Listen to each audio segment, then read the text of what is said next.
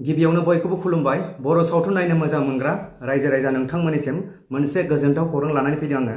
गाबोन 30 आगस्टनिफ्राय रिलिज जानो थांनाय जि थैसाम पार्ट 2 मुभि बे गासै 11टा सिनेमा हलाव जायगा मोननो हादों।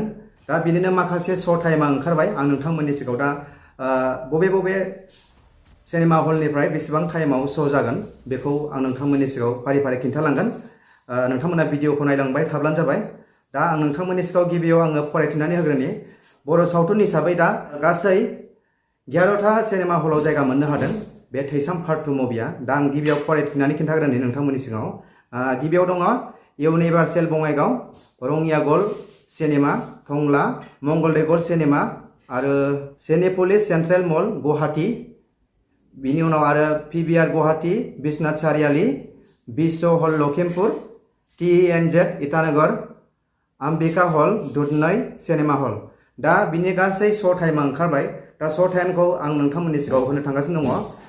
नोंथांमोना दायो अनलाइन बुकिं खालामनोबो हासिगोन दिनैनिफ्राय आरो एभेलेबेल थासिगोन गाबोननिफ्रायबो आरो समफोरनिफ्रायबो थाबाय थागोन। नोंथांमोना सिनेमा हलाव फिल्म नायनो गोसो नोंथांमोना दायो अनलाइनाव टिकेटखौ बुकिं खालामनो हाबाय। नोंथांमोना बे थैसाम पार्ट 2 मुभिखौ बबे डिस्ट्रिक्टनिफ्राय नायगोन अननानै नोंथांमोना कमेन्ट्स खालाम, बबे जायगानिफ्राय नायगोन।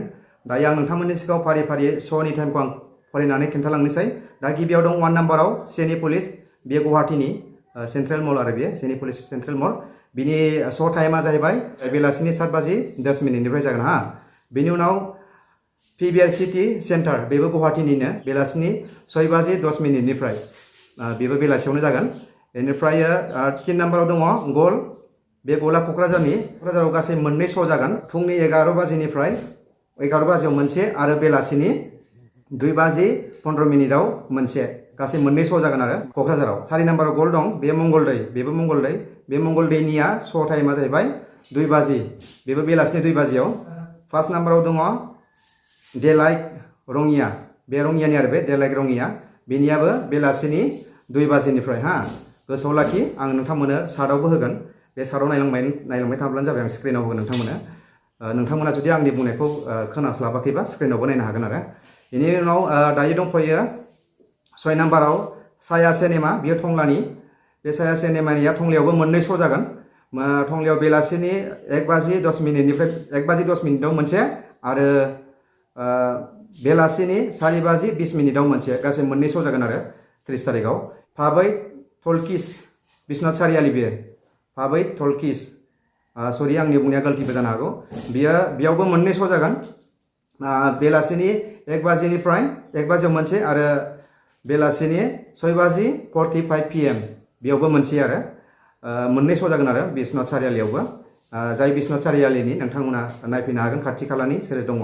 बेनि उनाव दङ 8 नम्बराव इउनिभार्सेल, बे बङाइगावआवबो गासै मोननै श' जागोन। बेलासिनि 1:30 आरो बेलासिनि 4:45 आरो बेयाव मोननै श' जागोन आरो बङाइगावआवबो। नोंथांमोना गोसोआव लाबानो जाबाय, आं सार्टखौबो होलांगासिनो। दायो TNZ, बे इटानगराव मोनसेल' श' जागोन, बेयाव बेलासिनि 3:30 हा, बेलासिनि 3:30 बिनि उनाव बिश्व नर्थ लखिमपुर, ओरैजाय सानजाहा बियो नर्थ लखिमपुराव मोनसे श' जागोन बेलासिनि 2 बाजिनिफ्राय। आम्बिका दुधनैयाव बेयाव अफलाइन, बिसोरनियाव माने अनलाइन बुकिं जाया। जाय दुधनैनि मानसिफोर, टाइमा श' जाबाय 2 बाजिनिफ्राय जागोन होननानै बुंदों। जाय दुधनै हालामनि रायजो राजाफोर, नोंथांमोना 2 बाजिनि सिगां थांनानै टिकेटखौ लाहैनानै नैबे RN फिल्म प्रडाक्सन दिहुनजानाय बे थैसाम पार्ट 2 मुभिखौ नोंथांमोना नायहैनानै इन्जय खालामनो हागोन।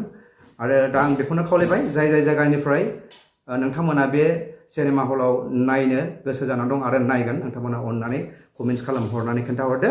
आं नोंथांमोननो श'नि टाइमखौ खोन्थाहरबाय आरो नोंथांमोना दायो अनलाइनाव टिकेटखौ बुकिं खालामनो हासिगोन। दायो नोंथांमोना टिकेटखौ अनलाइनाव एभेलेबेल मोननो हाबाय। बुक माइ श' वेबसाइटआव थांनानै नोंथांमोना नायनो हागोन गावनि जायगानिफ्राय।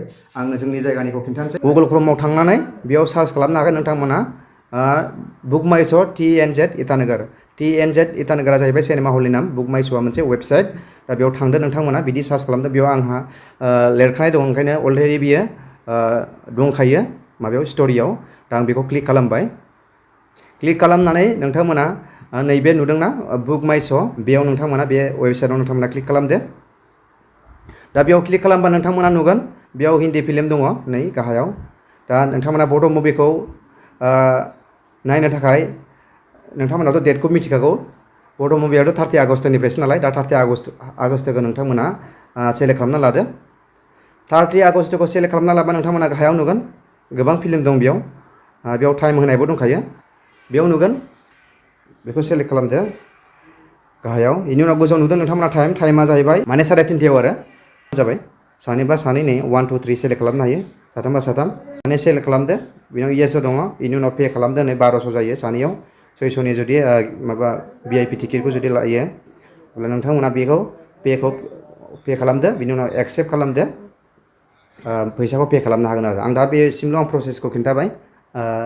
अलरेडि नोंथांमोना मिथिखागौ जाय बिथांमोना सिनेमा हलाव मुभि नायो अनलाइनाव टिकेट बुकिं खालामनो रोंखायो। नैबे भिडिअ'आ जाहैबाय जाय बिथांमोना अनलाइनाव टिकेट बुकिं खालामफेराखै एबा गोनो गोथो जानानै दं नै बिसोरनि थाखाय आं बे भिडिअ'खौ लानानै फैदों। आरो जोबनायाव आं नोंथांमोननि सायाव बेखौनो मिथिहोबावनो सानदों। दा नैबे थैसाम पार्ट 2 मुभिया गासै 11था सिनेमा हलाव जायगा मोननो हादों। गासै 16था श' जानो थांगोन आरो गाबोननि दिनाव बे थैसाम पार्ट 2आ। बे जोंनि बर' सावथुन मुलुगनि थाखाय जोबोद गोग्गाथावना। बेबायदि सानसेयावनो 16था श' जानो हानाया जोंनि थाखाय जोबोद गोग्गाथावना होननानै आरो जोंनि बै बर' फिल्म इन्डास्ट्रिखौ दावगाबाय होननानै आं नोंथांमोननि सायाव बेखिनिखौनो बुंगोन।